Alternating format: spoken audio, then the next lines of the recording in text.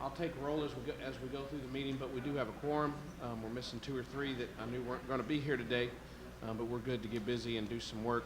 And I was asked by Miss Sally Snow, who's going to be giving the EMSC update, if she could go first because she's got some guests coming and she's got to fight the rain to get home. That's right. My kids are coming in from Colorado, and I haven't seen them since December. All right. Tony gave me 5 pages of stuff to report on, but I can promise you I'm not going to read 5 pages worth of stuff.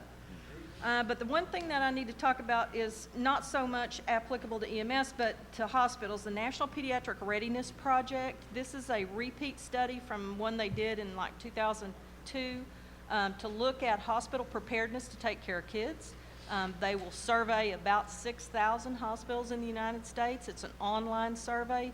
It'll probably take about 45 minutes to do. It will be sent to the ED nursing and physician leadership in all the hospitals, and you can print it out and go around your department and see what you've got and what you don't have, and then go back and fill it out.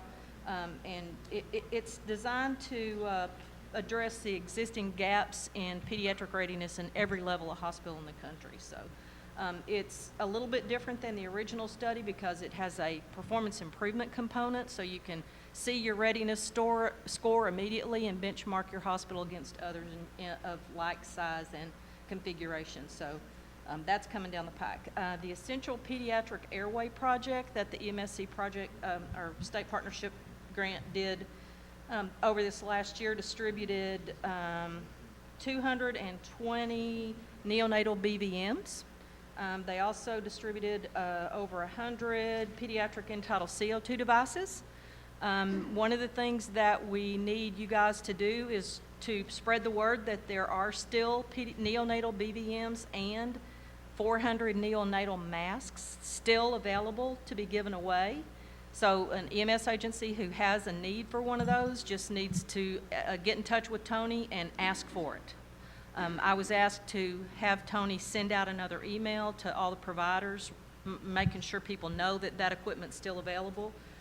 Because that is still there, and we'd really like to give it away. The Pediatric Continuing Education Program, the Office of Rural Health is going to partner with the EMSC State Partnership Grant, and they're looking to spend some flex grant dollars to develop some education through the critical access hospitals. They have a proposal in right now to do a pilot partnership with Rankin County Hospital District and Upton County, which is pretty centrally located among several rural access hospitals in that area. So hopefully they'll get that money and be able to do that. They're looking at trying to maximize the impact of some low-cost CE for EMS and for nursing in those critical access hospitals. And we don't know whether we're going to use the EPC course that NAEMT has, or if we're going to do something homegrown that we could get nursing and EMSCE for and be able to kill 2 birds with 1 stone out there. So the biggest challenge is going to be being able to get something that we can get CE for both disciplines on. But it is certainly the intent of the EMSC State Partnership Grant to keep the principles of evidence-based care and family-centered care in mind when we develop and distribute all those education courses. You guys probably know that in 2010 there was a survey done at the EMS conference of providers and medical directors looking at lots of questions about online and offline medical control. The last 3.5 or 4 pages of Tony's report that he gave me are the results of that survey. But I was told at the PEDS committee this morning that they plan to present the entire survey with a PowerPoint so you can actually see what the results of the survey were. And so I'm not going to go over any of that stuff today.